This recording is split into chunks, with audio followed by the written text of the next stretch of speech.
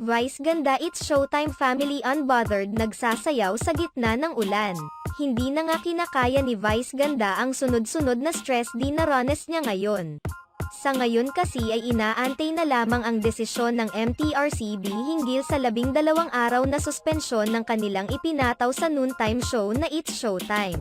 Sa latest Instagram post ni Vice ganda, ibinahagi nito ang video kung saan nakasakay ito sa eroplano. Hindi naman sinabi o ibinahagi ni Vice kung saan siya magtutungo, ngunit tila hindi nga nakaligtas si Vice ganda sa mga Filipino abroad na namataan ito sa isang mall sa Hong Kong. Hindi naman nakita na nakasama ni Vice ganda ang kanyang partner na si Ayon Perez. Duda ng mga Vice Ayon fans ay baka kaya nagtungo sa Hong Kong si Vice ganda ay para libangin ang sarili doon at para mag-shopping ng kanyang pangmalakasang outfit. Lingid nga sa kaalaman ng tagahanga ni Vice na isa sa mga nagpapasaya at nagpapawala ng stress ni Vice ay ang pagbabakasyon kasama ang kanyang pamilya o malalapit na kaibigan. Samantala usap-usapan naman ngayon ang latest upload ni Vice ganda sa kanyang TikTok account.